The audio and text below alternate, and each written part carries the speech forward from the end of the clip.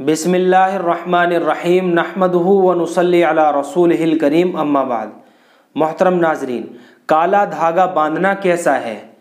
क्या बच्चे के गले में, हाथ में या पैर में काला धागा बांध सकते हैं या नहीं, और इस धागे की क्या हकीकत है? चलिए इस हकीकत को समझते हैं। तो मोहतरम नाजरीन, अगर इस नियत के साथ काला धागा बांधा जा रहा है कि मुझे नफ़ा नुकसान इसी से होगा, यानी मेरी बीमारी दूर इसी से होगी, मुझे नफ़ा मिलेगा तो इसी से मिलेगा, मुझे नुकसान होगा तो इसी से होगा, तो इस नियत के साथ धागा बांधना बिल्कुल भी दुरुस्त नहीं है, बल्कि ये कुफ्र है और शिरक है। बल्कि बाज़ फुक़हा किराम ने तो यहाँ तक लिखा है कि ये अमल सरासर हराम है, क्योंकि आप हज़रात सभी जानते हैं कि नफ़ा नुकसान पहुँचाने वाली ज़ात अल्लाह की है। अल्लाह ही तमाम भलाइयाँ अता करते हैं और तमाम मुसीबतों से भी अल्लाह ही बचाते हैं। नफ़ा भी अल्लाह ही देते हैं और नुकसान भी अल्लाह ही देते हैं, बीमारी भी अल्लाह देते हैं और फिर सेहत याबी भी अल्लाह ही अता फरमाते हैं।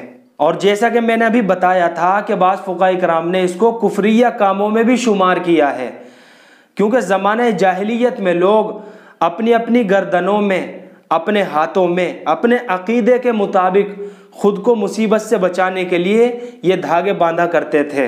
उनको रतीमा कहा जाता है। फुक़हा ने लिखा है कि ये ममनू है, और बाज़ फुक़हा किराम ने इसको कुफ्रिया कामों में भी शुमार किया है। और अगर धागे पर कुरानी आयात पढ़कर दम किया हो और फिर यकीन अल्लाह की ज़ात पर हो कि अब जो भी होगा वो अल्लाह ही के हुक्म से होगा, तो अब इसको हराम नहीं कहा जाएगा। लेकिन चूंकि इसमें भी यकीन की कमज़ोरी और देखने वालों के लिए इश्तिबाह है, तो इसलिए बहरकैफ हाथ या गले में काला धागा बांधने से एहतराज़ करना चाहिए।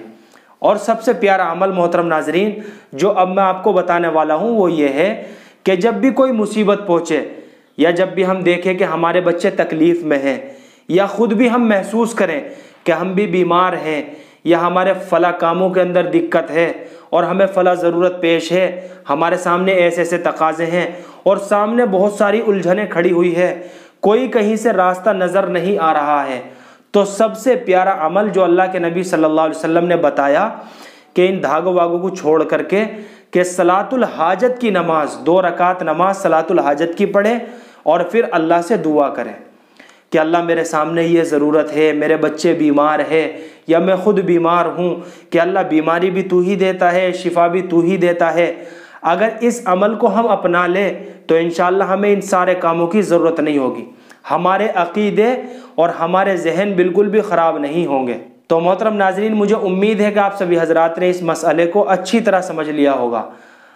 अल्लाह से दुआ है कि अल्लाह हमें दीन की सही समझ नसीब फरमाए। फ़क़त वस्सलाम।